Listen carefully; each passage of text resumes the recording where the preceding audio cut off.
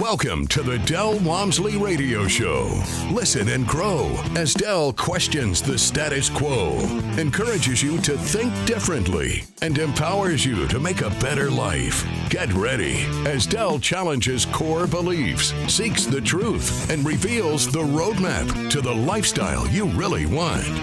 And now your host, multi-millionaire, national award-winning investor, CEO and founder of Lifestyles Unlimited, Del Walmsley. Welcome back to the Del Walmsley Radio Show, where the hype ends and the help begins. I'm your host, Del Walmsley, and as always, we're working on your financial freedom. Today, my friends, we are going to hit the mailbag again. But before we do, I want to share with you one email that came to me that I'm going to use it as an introduction into really a thought process and an opportunity.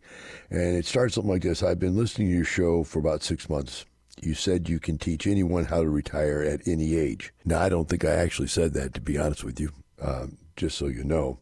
Said you could teach anyone to retire at any age. I guess circumstantially, you probably could in some way make that happen. The challenges for doing that are many, I guess. One of which is how much money you have. Second of which, how much you need to live on. Third of which is how old you are. And fourth of which is, will you do what I tell you to do? So I don't like it to be stated that blatantly, that I didn't just come out and say I can take anybody in any set of circumstances and retire them. And if so, it would have to be over some period of time, because if you would change the way you act, and this is where I'm going with this, if you change the way you act and change the way you live your life, yes, anybody could turn their life around and retire at some point in a much quicker way than they would by working through the traditional type work, save money in a 401k, work 40 years, and then retire type thing.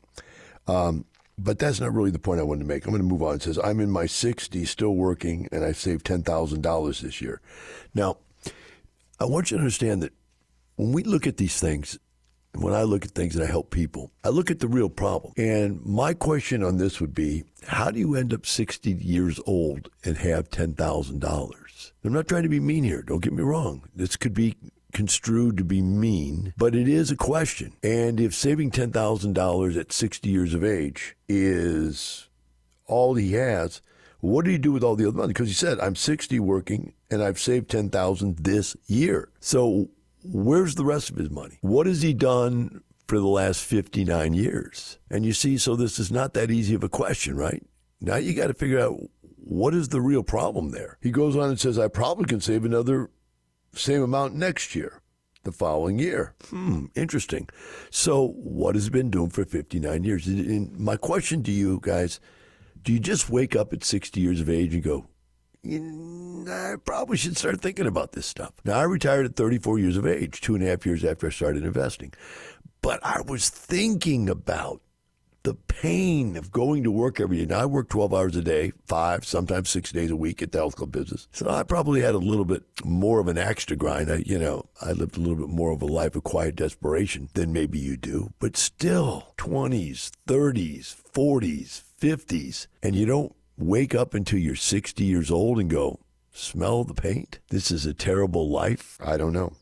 I can't tell. And I don't know this gentleman. This is not a member. This is just somebody that sent me an email. He said, what would you recommend? Well, I'm going to tell you what I recommend. I recommend that you join Lifestyles Unlimited. Why?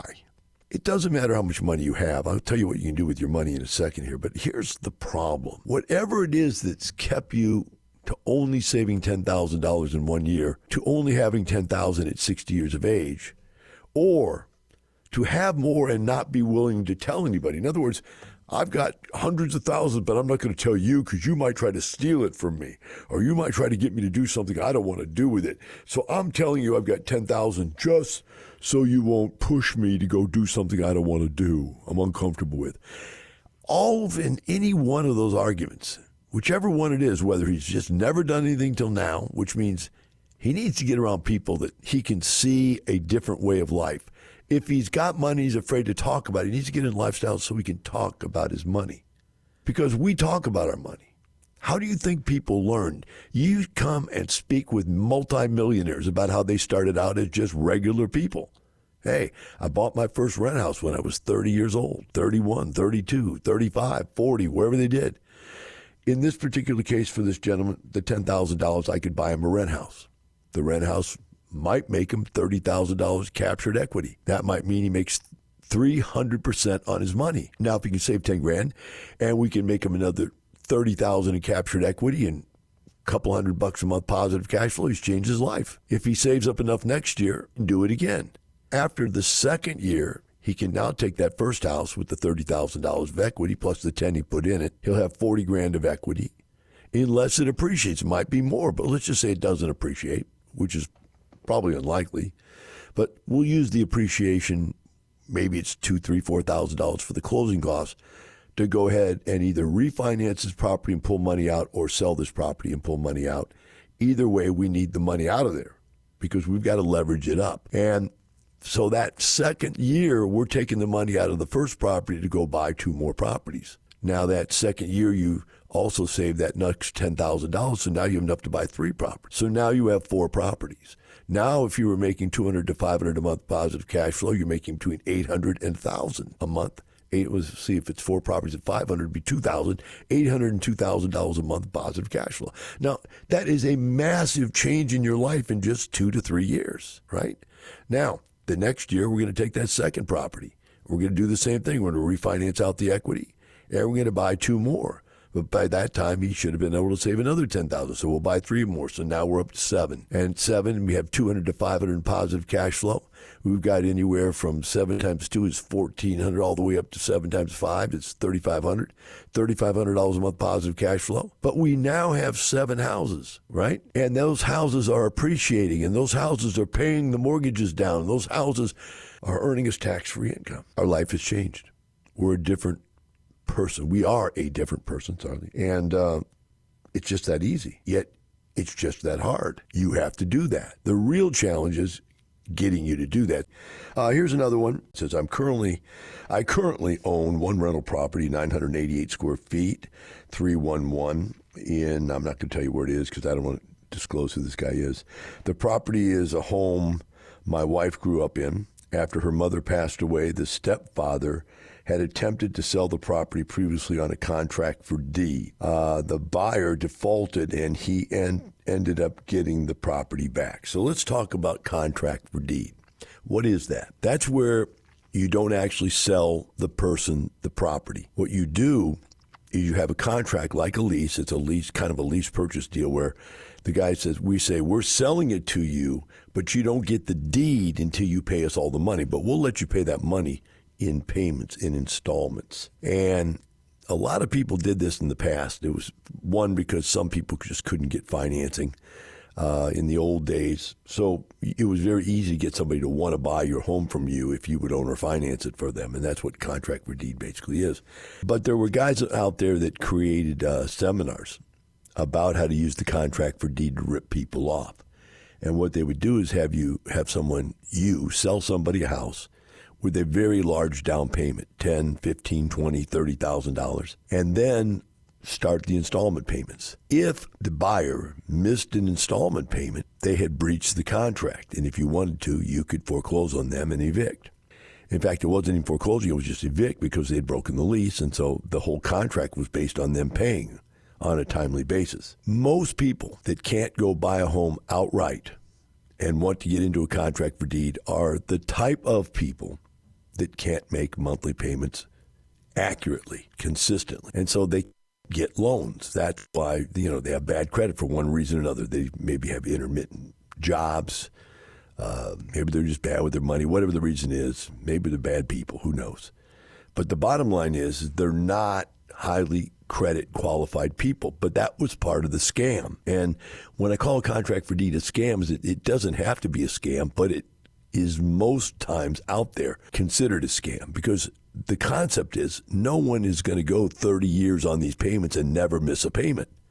And so a guy could have paid into the deal $30,000 or $40,000 down and then paid $1,000, $2,000 a month payment for 10 years and then miss a payment and lose all of his money. So in the state of Texas, this became so abusive that the state changed the law and said that you couldn't just evict people on a contract for deed. If they had paid money down, if they'd made payments on a contract for deed, or if they were on a lease purchase agreement 2 years longer, then they had ownership rights in the property, and you could not just evict them for non-payment.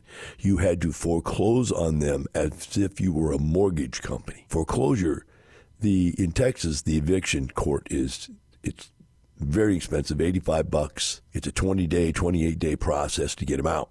Foreclosure is about a 2-month process, and you have to have an attorney, and you have to go to county court. So that's going to be $5,000 or $10,000 minimum to get somebody out on something like that. So they made it to where if your tenant didn't pay you on the contract for deed, you might be willing to let him catch up, et cetera, because it became a hassle to get them out. But still, a lot of people, even to this day, would still not care. I'm afraid for the $5,000 or $10,000 it takes to get him out, right? Then I would go ahead and get the property back and do the whole thing all over again. A lot of problems with this theory, guys. A lot of problems. A lot of people thought this was a neat way to go out there and burn people, scam people, make a lot of money. But here's the problem, or the problems with this particular type of deal. Number one, once you give the person the home and tell them they're buying it, the person believes they can do anything they want to do to the home because they believe it's their home now. And so they will destroy it. Secondly, most people that are in contract for deeds are not people that are really good at managing money and so forth. And so things that need to get done many times don't get done. So in a contract for deed, if the furnace or the air conditioning goes out, the tenant has to pay it, or the buyer has to pay it. The seller doesn't. And the problem with that is they just don't have the money. If the roof leaks, they won't fix it because they don't have the money to do it. That's why they're in a contract for deed in most cases. So it's very powerful. Second problem, if the property is destroyed and goes down in value and you get it back, you have to pay to fix it all up. So you literally could lose money in this proposition. Third problem, if the property goes up in value massively and there's a major gain to be had, you don't get the major gain. You simply get the price that you sold it to them at the beginning of the deal. So you are taking all of the downside risk and none of the upside risk, or getting none of the upside gains by being a contract for deed seller, as opposed to, one, if you leased it to them, you'd be getting rental property, you'd be getting rent. 2, you'd have control of the property. 3, they couldn't change the property. 4, your income would be tax deferred income, whereas when they pay you contract for deed payments, those payments are ordinary income, and you have to pay you have to pay taxes, income taxes on it, right? So there's a lot of really bad stuff that are attached to the contract for deed. So in this particular case, I'm going to read on. It goes, we re-entered the property. The previous purchaser had torn out the entire bathroom and the wall adjoining the master bedroom. When I asked them why, the occupant told me we were going to enlarge the bathroom. Enlarge the bathroom, I said. You couldn't even pay the mortgage. How could you afford to remodel? The basement was minimally finished with a commode and a lavatory, but no shower, so they rigged a temporary shower directly above the basement floor drain. There it is. That's the kind of stuff people do when they think they own their own home. There's no allotting for sophistication, no allotting for taste, no allotting for quality of life. I remember I had apartments and they didn't know what a shower was, so they poured buckets of water on themselves to take a shower and just poured water all over the house. They just got in the tub and they'd take buckets of water and spray it on them. You go, Del, that's ridiculous. Nobody was that. No. I had people that actually mopped carpet and they'd put Fabioso on the carpet and mop it because they didn't know any better. So when you deal with people at this low end like that, you need to be in control of the environment, not them. And the contract for deed is a major problem. We'll be right back because there's more interesting stuff in this email.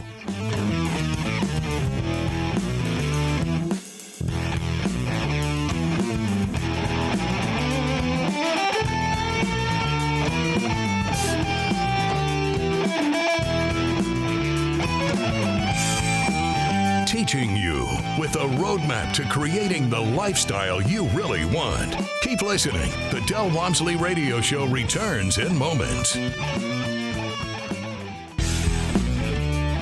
The world is full of doomsayers and naysayers. That won't move the needle of your life forward. It's time to take action and become part of something bigger. Learn a new roadmap. The roadmap to retirement through real estate investing. Learn from the best. Lifestyles Unlimited and make new friends. So actually, the lifestyle people became our closest friends, really, because they knew we weren't crazy.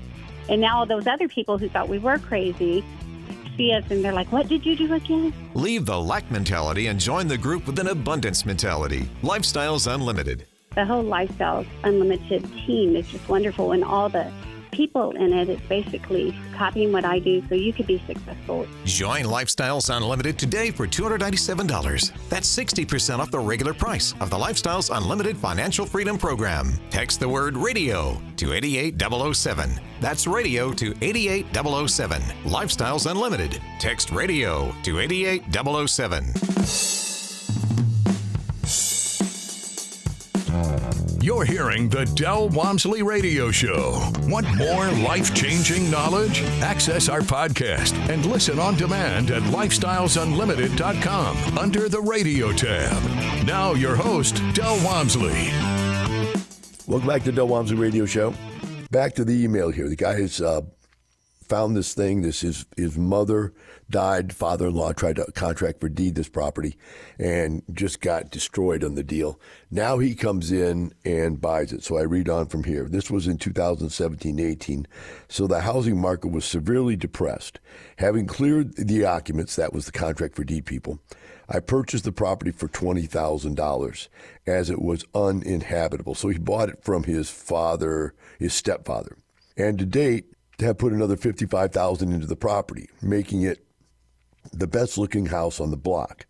I rent it currently for $1,280 a month, which is below market, and I have a very reliable tenant who just signed another year.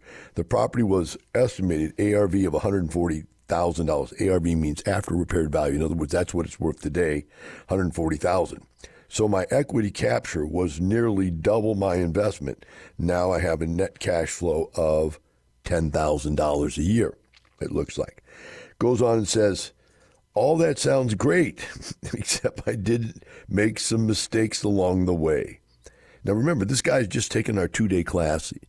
He's now finding out all the stuff that he did wrong, that if he would have done it, what turned out to be a decent deal would have been an incredible deal, right?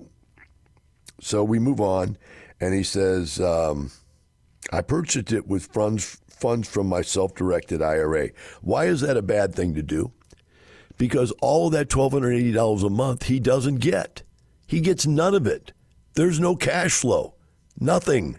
And all the tax benefits where that money would have been tax-free, he doesn't get any of those tax benefits either.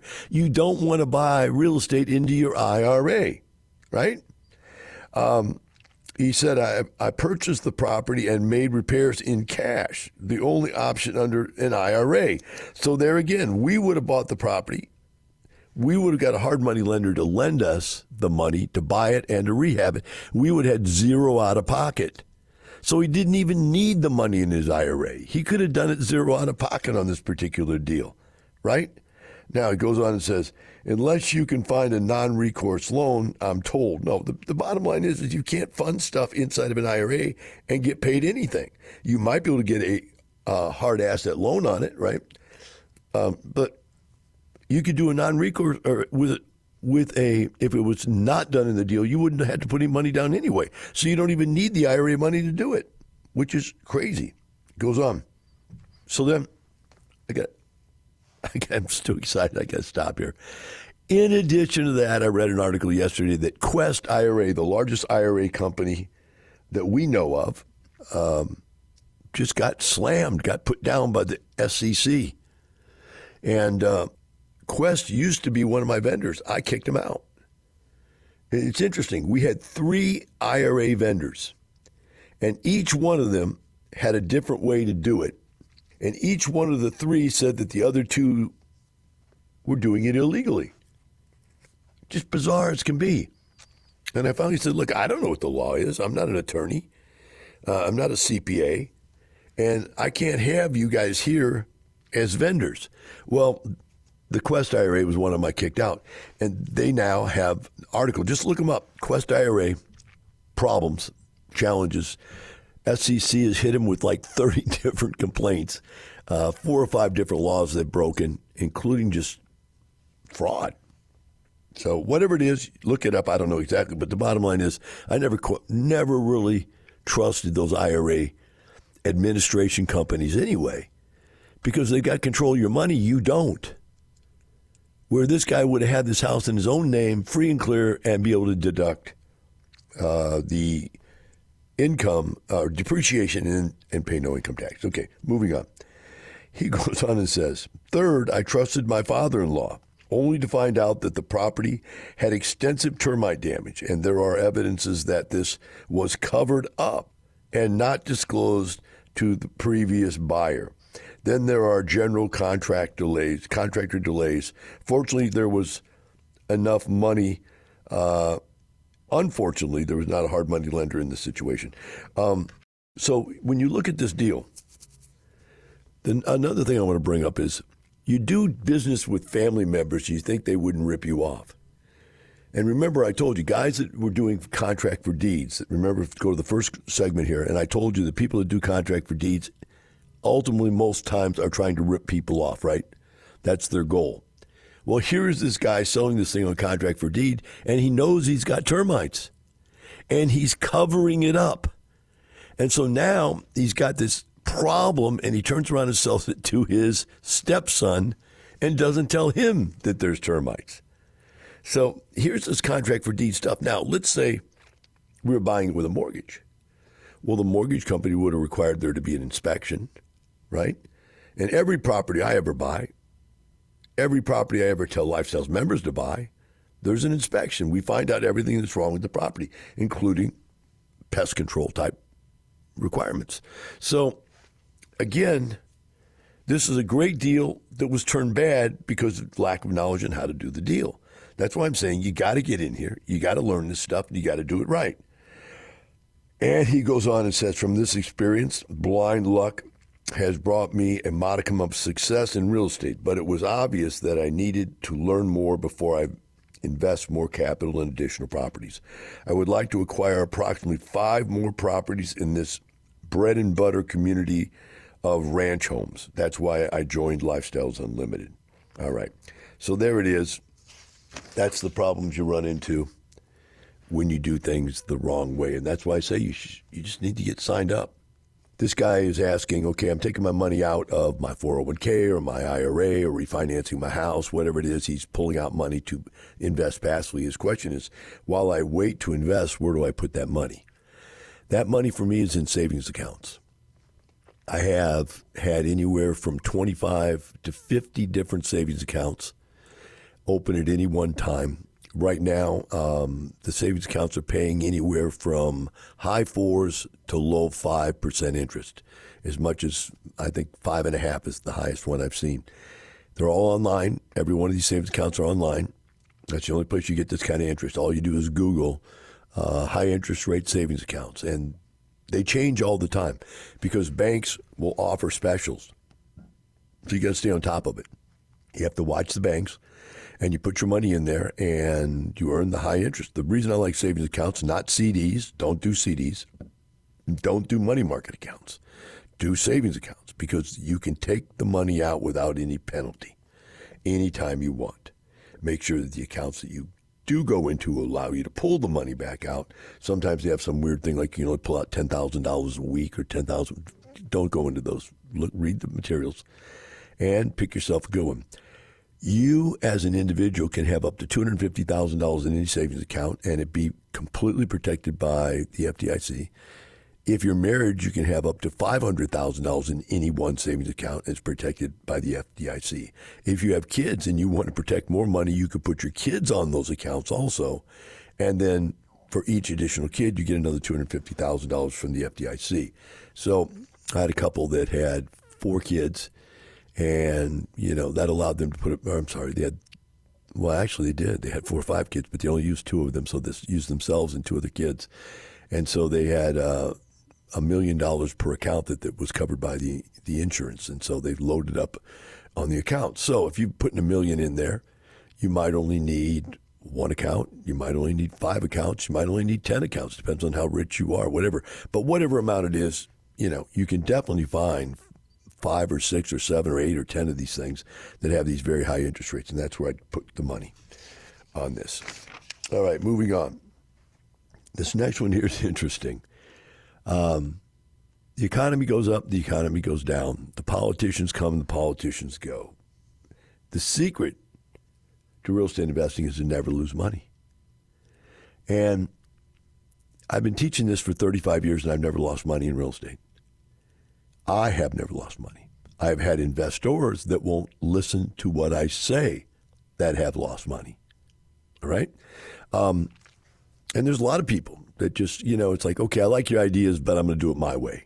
There's so many people like that in this world that you say, look, there is a specific way you do something that makes you the best in the world, whether you're a race car driver or a boxer or whatever, right?